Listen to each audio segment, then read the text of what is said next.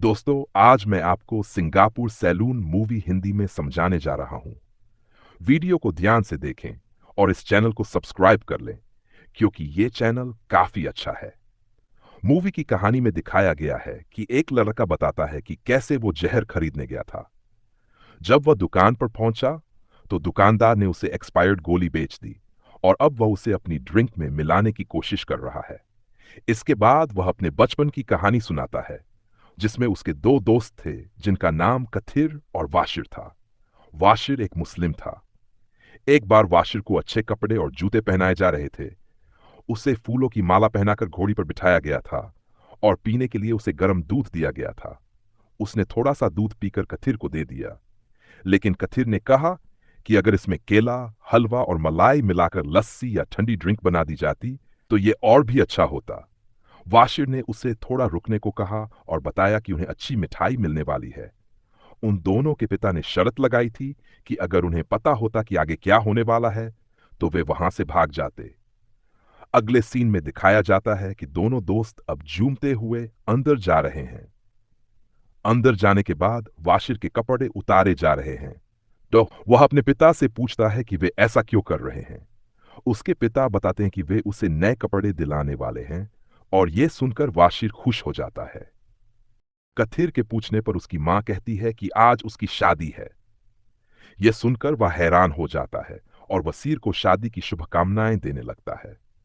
वसीर भी उसे धन्यवाद कहता है। अब हमें दिखाया जाता है कि एक नया आदमी जिसे गांव में बुलाया गया था, जिसका एक सिंगापुर नाम से सैलून था, वहां आता है। वह आदमी वसीर के पास बैठ जाता है और दोनों एक दूसरे को देख रहे होते हैं।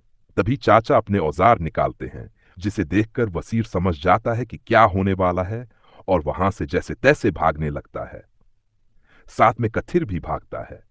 कथिर के पूछने पर कि वह क्यों भाग रहा है, वसीर उसे बताता है कि चाचा क्यों आए हैं। वे लोग उनके पीछे पड़ जाते हैं और आखिर में उन्हें पकड़ लेते हैं। वसीर को पकड़कर उनका सारा काम पूरा करते हैं। वहीं थोड़ी दूर पर कथिर सोच रहा होता है कि अच्छा हुआ कि वह घोड़ी पर नहीं बैठा था। अगले दृश्य में हमें दिखाया जाता है कि लोग वसीर को पैसे दे रहे हैं और एक एक करके उसकी हालत देख रहे हैं, जिसमें कथिर भी शामिल है। तभी वसीर कहता है कि वह उसे बार बार क्यों देख रहा है, तो कथिर कहता है कि वह उसका सबसे अच्छा दोस्त है, इसलिए देख सकता है। इसके बाद स्कूल का दृश्य दिखाया जाता है, जिसमें बच्चे कथिर से उस घटना के बारे में पूछ रहे होते हैं। वसीर के पूछने पर कथिर बताता है कि उसने केवल एक को बताया था और उसने सबको बता दिया। इस पर वसीर को गुस्सा आ जाता है और दोनों आपस में लड़ने लगते हैं। कथिर कहता है कि चाचा ने उसके साथ ये किया था, तो वह उसे क्यों मार रहा है। तब वसीर कहता है कि जैसे उसके साथ हुआ है, एक दिन कथिर के साथ भी ऐसा ही होगा। अगले सीन में वसीर चिल्ला रहा होता है कि चाचा आ रहे हैं। तब कथिर वहां से भागने लगता है, लेकिन भाग नहीं पाता और उसके बाल काट दिए जाते हैं। इसके बाद दोनों चाचा से बदला लेने का सोचते हैं और उन्हें बहुत परेशान करते हैं। एक बार सभी बच्चे एक पागल आदमी को पत्थर मार रहे होते हैं। तब चाचा सबको भगाकर उस पागल को अपने साथ ले जाते हैं।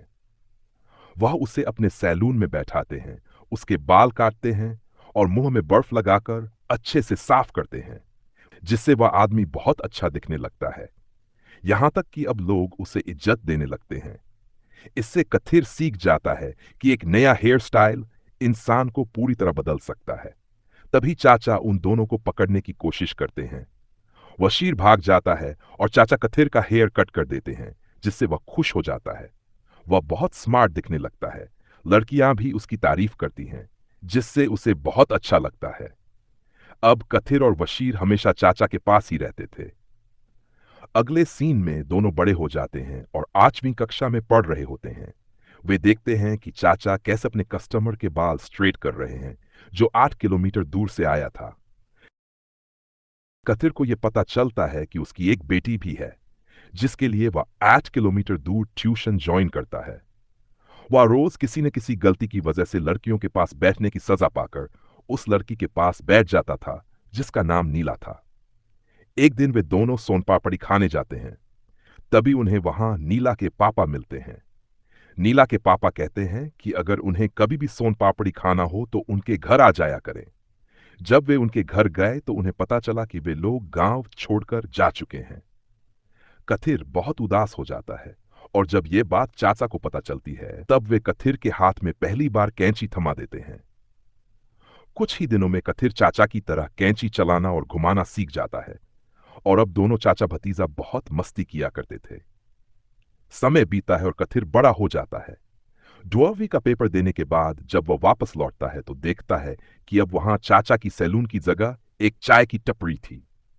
वासिर उसे बताता है कि चाचा गांव छोड़कर चले गए हैं और चाचा का वह बॉक्स सा जो उन्होंने कथिर के लिए छोड़ा था वासिर उसे दे देता है। कथिर अपने घर में कहता है कि अब उसे सैलून चलाना है। तब उसके पापा उसे समझाते हैं कि पहले कॉलेज की पढ़ाई पूरी कर ले।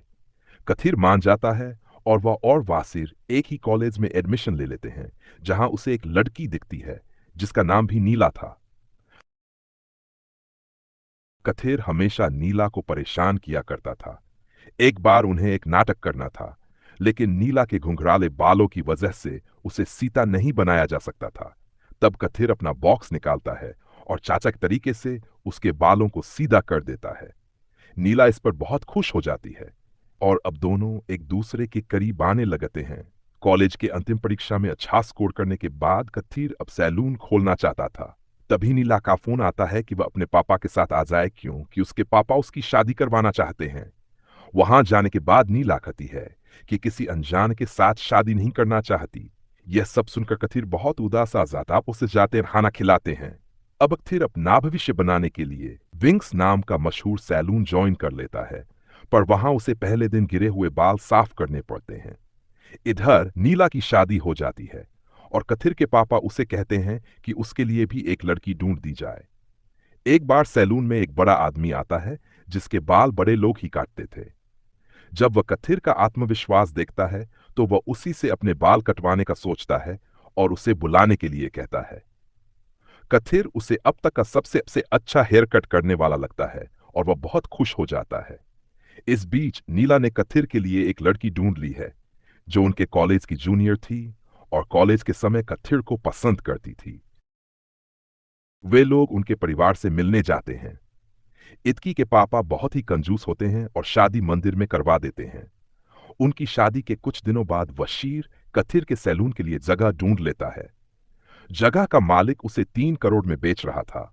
अब कथिर अपने ससुर से पैसे मांगता है क्योंकि उनके पास करोड़ों रुपए थे, पर वे पैसे नहीं देते। वे लोग बहुत कोशिश करते हैं पैसे के लिए, लेकिन जब वे लोन लेने जाते हैं तो लोन भी नहीं मिलता। वशीर को भी पैसे नहीं मिल रहे थे और ससुर के दूसरे दामाद को भी पैसे नहीं मिलते थे।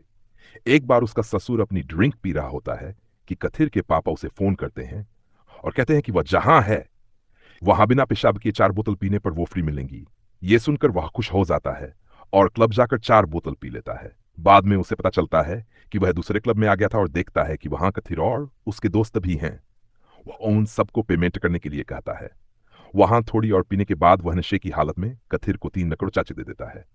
सुबह जब उसे इस बात का पता चलता है तो वह रोने लगता है। अब उन पैसों से कथिर एक बड़ा और सुंदर सैलून खोलता जो वहां का सबसे बड़ा सैलून होता है। यह सब देखकर विंग्स के मालिक को पसंद नहीं आता क्योंकि इससे पहले उनका सैलून सबसे बड़ा था। उद्घाटन होने से पहले वह इसे खरीदने की सोचते हैं और एक आदमी 6 करोड़ में उस सैलून को खरीदने के लिए कथिर के ससुर के पास आता है। इससे वे बहुत खुश हो जाते हैं और बेचने के लिए तैयार हो जाते हैं। दोस्तों, वीडियो थोड़ी लंबी हो गई है। आगे की कहानी अगले पार्ट में देखेंगे। अगर आपको वीडियो पसंद आई हो तो लाइक कर देना और चैनल को सब्सक्राइब करना न भूलें। आपके सपोर्ट के लिए धन्यवाद।